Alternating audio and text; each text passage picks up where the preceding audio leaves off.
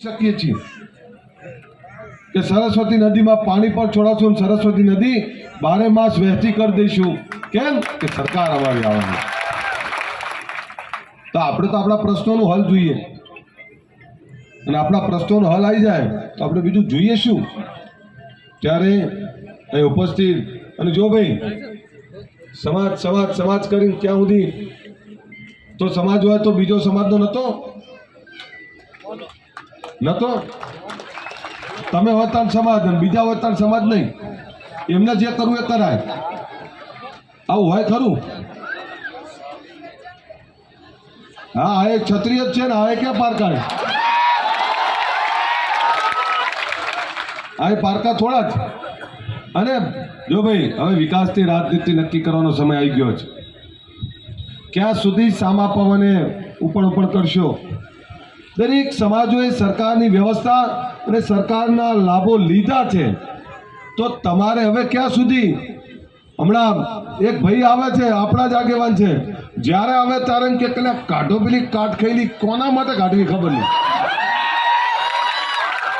આ તલવારું કાઢી અને તળિયા તોડાઈ નાખ્યા. હવે તો કંઈક અમને નવું શીખવા દો. પેનનો જમાનો છે, શિક્ષણનો જમાનો છે, આધુનિક યુગ છે.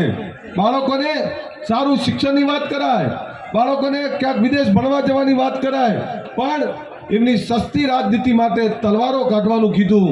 અને કેટલાક એવા લોકો છે તમારા વિસ્તારમાં, સાંજે 6 વાગે ને મારા બેટા ઢીચીને ઊંઘી જાય અને કે સૂરજ ઉગાડશે. એટલે આનાથી સમાજનું ભલું થાય ખરું? હાજ પડી નહીં, ટેબલ ગોઠવાના નહીં અને કે સોનાનો સૂરજ ઉગાડશું. ક્યાં ઉગાડશે? લે તમે ગામનું ઉગાડી દો ને, ગામનું ભલું કરો. આવા બધા નેતાઓથી સમાજનું ભલું નહીં થાય, તમારું ભલું નહીં થાય. તમારે સાચી દિશા તરફ દોડવું પડશે. આ આપણી સામે ભાઈ પેલા ભાઈ લડે કોંગ્રેસ વાળા, હમણાં એવું બોલ્યા કે આ દેશમાં મુસ્લિમો જ આ દેશની સુરક્ષા આપી શકે, બીજું કોઈ ના આપી. વાહ! એનો મતલબ એવું છે કે આ તોફાન કરે બધા?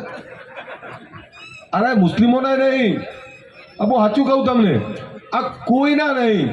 આમને ચૂંટણી આવે તો બધા માટે બોલી નાખો એટલે કે આપણને મત મળી જાય.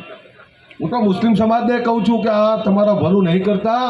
એ તો 56ની છાતીવાળા મોદી સાહેબ ને ત્યારથી બધાનું ભલું થવા લાગ્યું.